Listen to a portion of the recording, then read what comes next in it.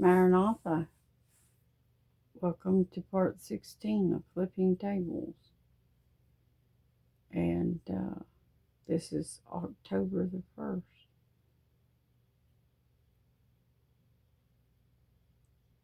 2025 by man's calendar.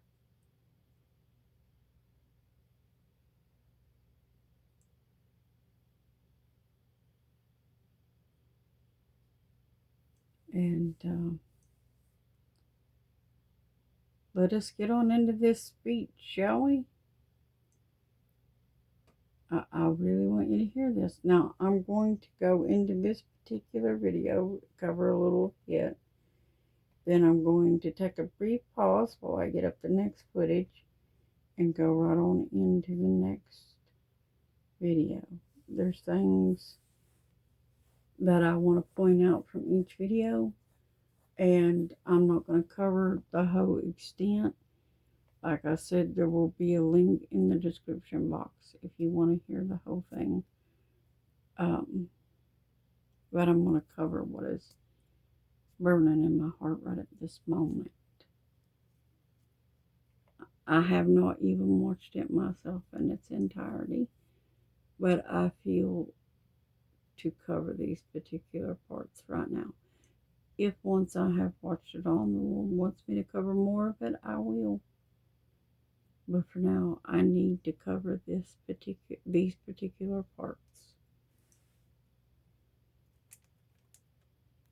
Join me in welcoming the 45th and 47th President of the United States, our Commander-in-Chief, Donald J. Trump.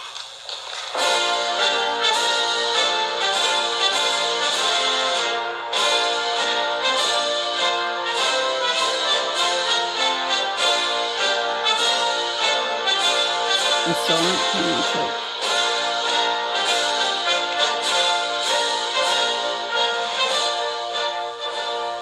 Thank you very much, Pete.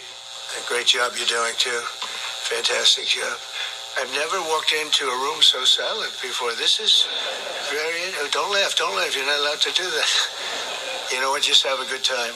This is him meeting the military folks, the generals and the admirals and so forth on September 30th. If you want to applaud, you applaud. And if you want to do anything you want, you can do anything you want. And if you don't like what I'm saying, you can leave the room. Of course, there goes your rank, there goes your future. But you just feel nice and loose, okay? Because we're all on the same team. And I was told that, sir, you won't hear a murmur in the room. Let's get fiscal. The room. So I said, we got to loosen these guys up a little bit. So you just have a good time. But I want to thank Secretary Hegseth and General Kane, General Raising Kane for a reason they call him that. When I heard his name, I said, you're the guy I'm looking for. The Joint Chiefs of Staff and so many others in this room who together represent the greatest and most elite fighting force in the history of the world, the United States military. We're very proud of our military. I rebuilt the military during my first term. It's one of the greatest achievements. We had the greatest economy in history, and I built the military. Those are the two things I say more than anything else. And I also kept us safe at the borders. We had very good borders. We didn't have people coming in from jails and prisons and everything like took place over the last 4 years. They'll never forget what happened to this country over the last 4 years with the incompetence. There could be no higher honor than to serve as your commander-in-chief. It is a great honor. And look at you, you're just incredible people. Central casting, I might add. To each and every one of you, I thank you for your unwavering devotion to the armed forces and to the country that we've all sworn a sacred oath to defend. We all have that oath, every one of us. I'm thrilled to be here this morning to address the senior leadership of what is once again known around the world as the Department of War. I know Pete spoke about it. He gave a great speech, I thought. All right. Great speech. I got to pause just for a second. And you heard what he just said there. To these generals, we all took that oath to defend, talking about the country. Now, through this so far, where has he ever named God? Where's he named Jesus at? Where is he giving any glory to Jesus?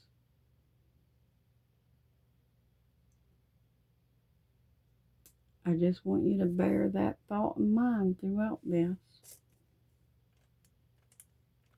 I don't want him to get so good. I hate that.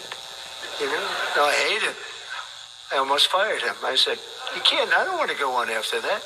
No, he gave a great speech, but he talked about Department of War. We were sitting there. I said, didn't it used to be called the Department of War? And he goes, yes, sir. They changed it like in the early 50s. So we won the First World War. We won the Second World War. We won everything in between and everything before that. We only won. And then we went, in a way, woke. That was probably the first sign of wokeness. And we changed it to defense instead of war. And I said, what do you think? How do you think if we changed it back? Would that be a nice idea? And Pete loved it immediately. Some people thought about it. You know, they gave it a little thought. But in the end, we did it. And I have to be honest, it's so popular. I thought it would be met with fury on the left. But they're sort of giving up, I must be honest with you. They've had it. They've had it with Trump. They've been after me for so many years now. Here we are.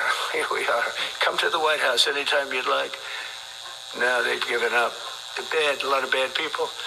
But all over, it's been so popular. It's been very popular. I really thought that we were going to have to sort of fight it through. There's been no fight. There's been no fight. Like when I called the Gulf of America, the Gulf of America, because to me it was always the Gulf of America. I could never understand. We have 92% of the frontage. And for years, actually 350 years, they were there before us. It was called the Gulf of Mexico. I just had this idea. I'm looking at a map. I'm saying, we have most of the frontage. Why is it Gulf of Mexico? Why isn't it the Gulf of America? And I made the change, and it went smoothly. I mean, we had a couple of fake news outlets that refused to make the change. And then one of them, AP, took us to court, and we won. And the judge, who was a somewhat liberal judge, said, the name is the Gulf of America, because AP refused to call it the Gulf of America. They wrote, they're not a good outfit, by the way. They call it the Gulf of Mexico. I said, no, the Gulf of America is the name. And the judge actually said that, in fact, you can't even go into the room because what you're doing is not appropriate. The name is the Gulf of America. Google Maps changed the name. Everybody did, but AP wouldn't. And then we won in court. How about that? Isn't that so cool? The Secretary Hegseth beautifully described the name change reflects far more than the shift in branding. It's really a historic reassertion of our purpose and our identity and our pride. That's when we go with the word war. And you know, we want war because we want our identity and our pride. And pride goeth before the fall. Now you're hearing this out of his mouth yourself. Are you going to deny that he has said these things? And you just heard him say, we want war. Let me back that up just a little snip so I can make sure you're getting it.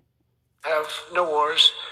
But the judge, who was a somewhat liberal judge, said the name is the Gulf of America, because AP refused to call it the Gulf of America. They wrote, they're not a good outfit, by the way. They call it the Gulf of Mexico. I said, no, the Gulf of America is the name. And the judge actually said that, in fact, you can't even go into the room because what you're doing is not appropriate. The name is the Gulf of America. Google Maps changed the name. Everybody did, but AP wouldn't. And then we won in court. How about that? Isn't that so cool? The Secretary Hegseth beautifully described the name change reflects far more than the shift in branding. It's really a historic reassertion of our purpose and our identity and our pride. That's when we go with the word war. And you know, we want war because we want to have no wars, but you have to be there. And you know, sometimes you have to do it. I have settled so many wars since we're here. We're here almost 9 months, and I've settled 7. And yesterday we might have settled the biggest of them all. Although I don't know, Pakistan, India was very big. both nuclear powers. I settled that. But yesterday could be the settlement in the Middle East. That hasn't happened for 3,000 years. I said, how long have you been fighting? I settled that, he said. He has not given God glory nor credit throughout this speech. Just to recap that statement. 3,000 years, so that's a long time. But we got it, I think, settled. We'll see. Hamas has to agree. He was fired just 3 weeks before he was. Hamas has to agree. And they don't, it's going to be very tough on them, but it is what it is. But all of the Arab nations, Muslim nations have agreed. Israel has agreed. It's an amazing thing. It just came together. War is very strange. You know, you never know what's going to happen with war. The easiest one of them all is Putin. I said, number one, it's a war that would have never happened if I were president, if the election weren't rigged. If I were president, that war would have never happened. Not even a little chance. And it didn't happen for 4 years. But I knew Putin very well, and I thought that would be easy because I know him so well. Well, that one turned out to be the hardest of them all. We had some that were not settlable, and they all got settled. So if this works out that we did yesterday with the Middle East, then that's more than a war. That's lots of wars. That's all combined. That's a lot of wars. Many of you were over there in many different capacities in many different countries. That's a big part of the earth. But if that works out, it would be 8+. I could give myself 2 or 3 for that one. And then we just have the one to settle, and we have to settle it up with President Putin and Zelensky. Got to get them together and get it done. But the only way we can do that is through strength. I mean, if we were weak, they wouldn't even take my phone call. But we have extreme strength. We had the horror show in Afghanistan, which is really the reason I think that Putin went in. He saw that horror show by Biden and his team of incompetent people. And that showed, I think it gave him a path in. I wasn't there any longer. I watched that, and it was so horrible. I think it was the most embarrassing day in the history of our country. And now we're back. And that's it. We're not going to have any of that crap happen, I can tell you. That was terrible, so terrible. Together we're reawakening the warrior spirit, and this is a spirit that won and built this nation. And from the cavalry that tamed the Great Plains to the ferocious, unyielding power of Patton Bradley and the great General Douglas MacArthur, these are all great men. In this effort, we're a team, and so my message to you is very simple. I am with you, I support you, and as president, I have your backs 100%. You'll never see me even waver a little bit. It's the way it is. And that includes our great police officers and firemen and all of these people that are doing so well. Together over the next few years, we're going to make our military stronger, tougher, faster, fiercer, and more powerful than it has ever been before. I rebuilt our nuclear, as you probably know, but we'll upgrade that also and just hope we never have to use it. We have to hope we never have to use it, because the power of that is so incredible. I see things I don't think they'd show it to you. I really wouldn't want them to show it to you. But when you see the result of what's left, you never want to use that. Never, never, ever. We were a little bit threatened. You never ever want to use that, and yet here we're talking about it. Here they're talking about it, using that. You know what he's referring to, right? The N word that he says you're not allowed to use. N-U-K-E, nuke. Yes, he's referring to nuclear war. In case you haven't figured that out yet. And by Russia recently, and I sent a submarine, nuclear submarine, the most lethal weapon ever made. Number one, you can't detect it. There's no way. We're 25 years ahead of Russia and China in submarines. Russia's actually second in submarines. China's third, but they're coming up. They're coming up. They're way lower in nuclear too, but in 5 years they'll be equal. They're coming up. And you don't have to be that good with nuclear. You could have 1/20th what you have now and still do the damage that would be, that'd be so horrendous. But I announced that, based on his mention of nuclear, and it was really a stupid person that works for him mentioned the word nuclear, I moved a submarine or two. I won't say about the two.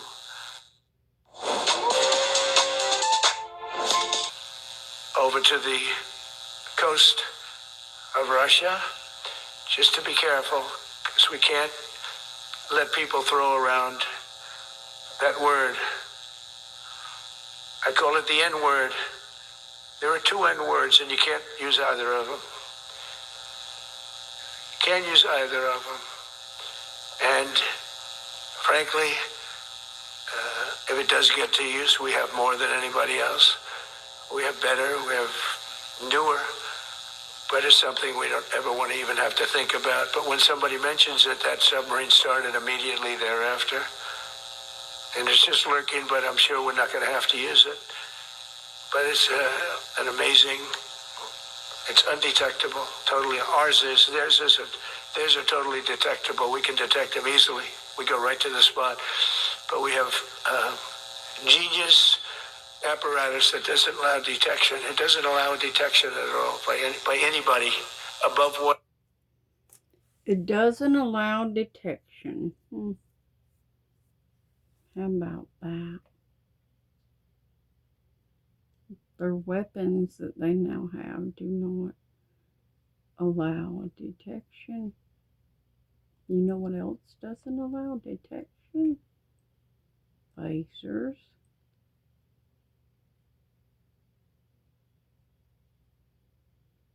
With that said, I'm going to put a link in the description box for this particular video. And I'm going to get on into the next part, which is more of this same speech. It's just from a different source, and it's a different part of this, I guess. But we're going to get on into that. Alright, without further ado, let's break on into this next video. Today, President Trump and Defense Secretary... Oh, sorry. Like I said, this is the next video. This is from the meeting with the leaders, the generals and the admirals and so forth on September the 30th is when this took place. Secretary Pete Hegseth spoke to nearly the entire senior officer corps of the military. It was an unprecedented gathering at a Marine base just south of Washington. Hegseth announced new directives, and as Nick Schifrin reports, the president laid out a vision to use the military not against overseas enemies, but for threats he sees here at home. Today, speaking to a sea of generals and admirals whose experience was forged by 2 decades of foreign wars, the commander-in-chief said their chief enemy was domestic. We should use some of these dangerous cities as training grounds for our military, National Guard, but military. The Trump administration has deployed active-duty Marines and National Guard to Los Angeles, as well as guardsmen to Washington, D.C., but they've spent more time strolling than training. And President Trump vows to deploy troops into Chicago, Memphis, and Portland. Defending the homeland is the military's first and most important priority. That's what it is. Only in recent decades did politicians somehow come to believe that our job is to police the far reaches of Kenya and Somalia, while America is under invasion from within. For years, the senior officers in today's room not only led troops in Iraq and Afghanistan and Special Operations Forces troops across more than 80 countries, they've also been trained and educated all their careers to believe the U.S. military should not be deployed against fellow Americans. And the few exceptions have been managed by the National Guard, who outside of D.C. are led by state authorities. But that is not President Trump's vision. It's a war from within. Controlling the physical territory of our border is essential to national security. And this morning, he warned what would happen to officers. Did you ever think that you would see the day when American troops are being placed throughout America for the war within to fight with Americans, to fight against Americans?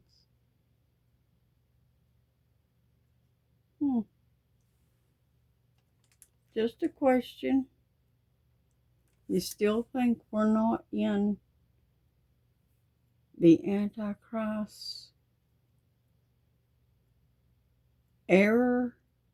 You still think we're not in that time frame for the Antichrist? Do you? Do you still think he's not establishing the Abrahamic Accords?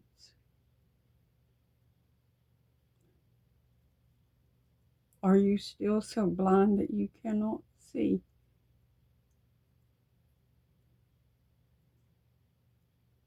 Or are you too patriot to see God's truth? Are you biblical or are you patriot? This is what it's coming down to. Who's your king? Who's your king? Who resist. I'm going to be meeting with generals and with admirals and with leaders. And if I don't like somebody, I'm going to fire him right on the spot. But if the words I'm speaking today are making your heart sink, then you should do the honorable thing and resign. For 45 minutes before President Trump, Secretary Pete Hegseth told the gathered generals and admirals that he was, in his words, ending the war on warriors. In many ways, this speech is about fixing decades of decay. Hegseth today issued Keep listening. 11 new memorandums, many about fitness. Requirements for each combat specialty changed to, quote, the highest male standard only. Physical fitness tests for all service members would be changed to, quote, male standards, and grooming requirements would be enforced. It's tiring to look out at combat formations, or really any formation, and see fat troops. Likewise, it's completely unacceptable to see fat generals and admirals in the halls of the Pentagon and leading commands around the country and the world. It's a bad look. It is bad, and it's not who we are. Hegseth also vowed to overhaul equal opportunity, military equal opportunity, and the inspectors general who investigate misconduct. Hegseth has long argued that the Biden administration was too focused on ensuring military diversity, but critics of today's speech say Hegseth's version of lethality is misdefined. You gotta By fit changing the standard to the highest male. You gotta fit their narrative and their idealisms of what is beautiful and what looks beautiful and what suits their narrative. That's what the Georgia Guidestone said. An age to reason, and beauty, and nature. You got to be in perpetual balance with nature. And in order to do that, you have to look and be a certain way. Yeah.